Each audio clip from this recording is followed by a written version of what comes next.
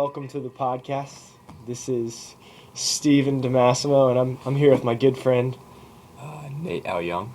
Yeah, and this is a first for us. Where are we, Nate? Just so we let them know. We are podcasting live out of the Stack Library. So for those of you who don't know what the Stack is, Nate and I both are at the University of Connecticut. He's the student. I'm a missionary with Focus, and we call the St. Thomas Center the Stack. So this is kind of our clubhouse for the day. We're in the library and surrounded by a lot of books, and yeah. But so Nate's got a really cool story for us, actually, to start off things. He doesn't know this. I'm going to put him on the spot. Oh, dear. Nate, you did something pretty cool last night. I guess you could call it that. What was happening? Well, Steve, I was leading my Bible study, and I decided as a way of bringing my guys closer together through shared suffering, we would all eat habaneros and, just endure that together. If anyone doesn't know, habaneros are a very spicy pepper. And most of my guys actually declined to eat them. But I just did it with one of my guys. And a little shout out to Kevin Nelson. Kevin Nelson, yes, the Admiral. And I ended up puking in front of my whole Bible study. So, yes, they should definitely follow me because I make great decisions. Well, habaneros aren't really a substance abuse, so I think we can classify that as all right. But, talk about humility. I love that story. Thank you for sharing that, Nate the Great. So, topic for the day. We're kind of really winging this. We didn't prepare at all for this, so we're just gonna practicing excellence. Go with the flow. Yeah. Yes. Yeah. So we got a book in front of us, "Wild at Heart" by John Eldredge. So this book here came out in, I think it was like 2008. Let's see the copyright date. What do we got? 2001. Yeah, so a little older. But I think that Mr. Eldredge here has some pretty profound things to say about masculinity, which I think is a big deal here. So I guess before we dive in, this is your first time reading this book? Yes, and I'm about halfway through it right now.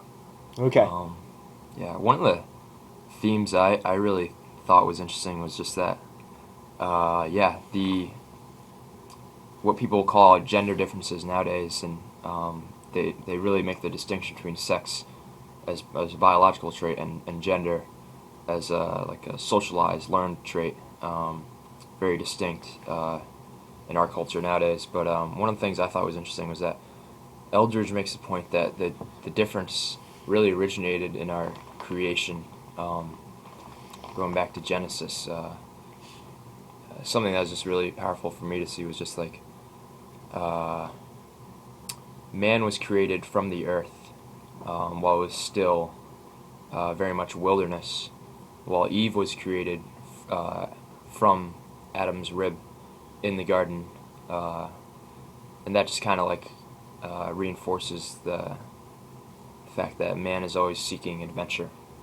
So. Boom, baby. Yeah, I liked that part. One thing that I also found interesting that John Eldredge talks about is he says that a man's identity as man is deeper than just his body, deeper than just his parts, that it runs deeply in his soul. And he kind of gives it, has a masculine soul and a woman has a feminine soul. I don't know if that's right or not, but I think that's a pretty good insight, that at our deepest person, in our deepest person, we are either masculine or feminine. And you talked about society's trying to change things out. We were talking about this in the car ride, but they said there was some psychological experiment they did a couple years ago, and they gave girls G.I. Joes and they gave boys Barbies, and they just observed how they played with them and to see if there was any influence culturally there, and as opposed to something that masculinity lies deep within. And so what happened is all the girls started dressing up the G.I. Joes and playing school with them or something like that. I don't know, whatever girls do. I don't know. I didn't have sisters. Yeah, girls are weird. Well, we both have two brothers, so anyway, but the guys, well, let's just say there's probably a lot of carnage involved. Like they just started like ripping off Barbie limbs and and having battles. And yeah, I mean that's just deeply written into our soul is this I don't know if destruction is the right word. That's probably a bad word, but just we want to be powerful. Yes, dangerous in a good way. Yeah, dangerous in a good way. Because Yeah. I mean, yeah, I think that nobody wants a softie, right? You know, the ladies they like the tough guys, you know, but not tools. You know, that's a big difference, I think. And that kind of gets us into I think the core question at the very heart of this book that I think he's spot on, and it can be asked in a few ways. But he says that the man's question is, do I have what it takes to be a man? And that's kind of like where his thesis statement goes from, you know, and he talks about a lot of different ways. But let's dive into that for a second, like this desire written into man's soul to have what it takes. Any thoughts on that? Yeah, I mean, I think it really is interesting how, yeah, men will go to great lengths to answer that question, almost by covering it up, by masking their true identity in areas of their life that they can be perceived as manly, but they still have that inner desire to know, do I have what it takes? Yeah, and I mean, can you think of some ways that like guys try to mask that? Yeah, I mean, on this campus, it's pretty clear. Like, I think a lot of the deepest desire in our hearts is to be known and to be loved, and that goes hand in hand with our question about our strengths. Like, do we have what it takes? And I think that in searching for that answer, kind of like you said, like it manifests itself in different ways. I see a lot of guys who kind of put on this facade of I'm tough, like I can fit in with the frat, you know, I can down more beers than you, have sex with more girls than you, like get more ladies, all that stuff. Like I think it's a facade, you know. Deep down, I think what's more being asked, but just in the wrong way, is this desire, like, will I be accepted? You know, will I be loved? I think that's the deepest question in a human being's heart, and that it manifests itself a lot. And like, do I have what it takes? And so, hey, if I need to be valued by society, then I got to prove that. You know, not so much in like the truth is that lies in who we are, made in the image and likeness of God, and that we were loved into creation, and that's where our identity lies as sons of God. But if we don't know that, and we don't know that we're loved in that way, we'll go and we'll try to prove it. And I think that's one way. I think a lot in movie examples, just because I relate to movies, I always bring these two up. The two extremes of answering that question, you know, let me prove to you that I have what it takes. I think of Good Will Hunting, Robin Williams and who's the other dude? Matt Damon. Matt Damon. Yeah, and he Matt Damon plays this character Will, who's brilliant. You know, rough around the edges, grows up in South Boston, and he kind of has this chip on his shoulder. You know, he's you know cursing up a storm around his buddies. That's just the way that they talk. You know, but he kind of like you know goes into bars and gets in fights and stuff like this, and he's rough around the edges. Incredible acting, but I think that he has this kind of mentality like, let me prove to you like that I'm a man, you know, and this is what it looks like. I'll get the ladies, I'll get, and I can drink a lot of beer, I can get in fights and all that stuff, you know. And it's not to say that all those things are evil, but just you know that it's so much in what he does, you know, exteriorly that he defines his identity, and not so much on the inside, like who I am in the image and likeness of God. Have you seen the King's Speech? I have, yes. Okay. Excellent movie. Yeah, so here's the other end of the question. You know, do I have what it takes to be a man? I look at this character from the King's Speech. I forget his name, but he's the Duke of England during the time when war is pretty much upon the country, and his father is passed away, so he takes the throne after his brother is just a total flake. Like Yeah, abdicates because he wants to marry a divorced woman, if I remember correctly. yeah. Yeah. So Sweet. You know your stuff. I'm glad you're here, Nate the Great, because I'm totally winging it right now. But yeah, this guy has the catch is he's got this speech impediment, just a terrible stutter to the point where he can't even get words out in a speech, and he'll just freeze up. And it's the story of how this guy Nigel is a speech therapist and kind of just really loves him in a very Christ-like way.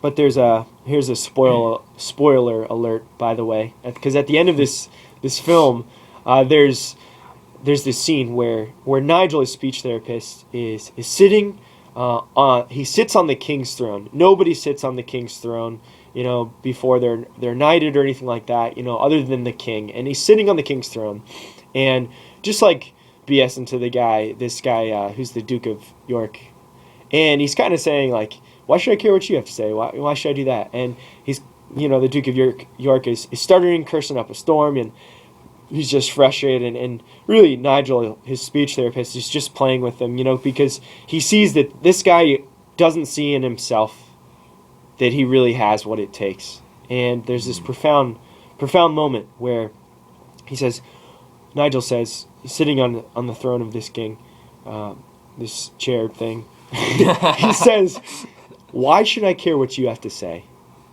And in a really heat of the moment, the Duke of York says, because I have a voice. And I think that's the moment where it clicks for him.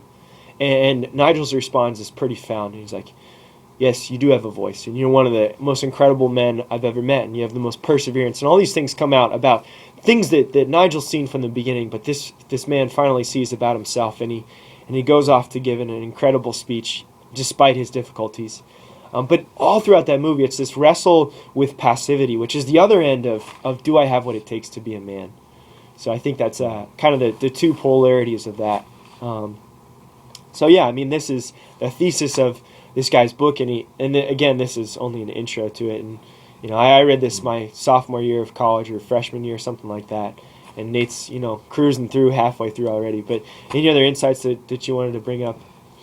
Yeah, I would just say, a man's masculinity is not earned; it's bestowed by a father figure, and yeah, that when it's not, it seems that it leaves like a father type wound in men, and but yeah, that doesn't have to be the end of your story if you do have that type of wound, because our Heavenly Father is the one that truly bestows upon us our masculine nature. So. Boom, baby. Yeah, and that's the question I was going to ask. This is great. Man has this question: do I have what it takes? Maybe I don't know the answer to that. Maybe I perceive that I do, perceive that I don't. Whatever it is, wherever you're at, the real question, what's this got to do with Jesus? And I think you said it pretty well, Nate. That our identity doesn't lie in what we do. The fact that we're men, and that whether we know we have what it takes or not, it's Christ who answers that question for us. We can take that question to so many places. We can take it to our fraternity brothers, or we can take it to even our friends around us, or to women, to answer that question, or sports, our identity of how great an athlete are we. All these different things, in our pursuit of excellence, but ultimately, who bestows that identity upon us, that we are sons who have what it takes to fight. That comes from God the Father and His love revealed to us in Christ, who came to die and to shed all of His blood for us, to show that we're worth every drop of that, because we do have what it takes. And that He came to show us that. He came to show us that we are sons of God, and that we don't have to be afraid of our Father, and that we can look to Him for our own affirmation. Whether our earthly fathers gave that to us in a profound way, or whether they were more absent in that bestowing of affirmation, and that's where we get our answer, and that's where we find our strength, and then go to offer it. So sweet. So we got to wrap things up here. If you have questions, email Nate at nateayoung@gmail.com. How do you spell your last name? Oh yeah, Auyeung. And parents, don't be disturbed if your sons rip off Barbie doll limbs. Yeah, and we'll be back next time with a new topic. This is our first one, so maybe it'll make it up on Facebook.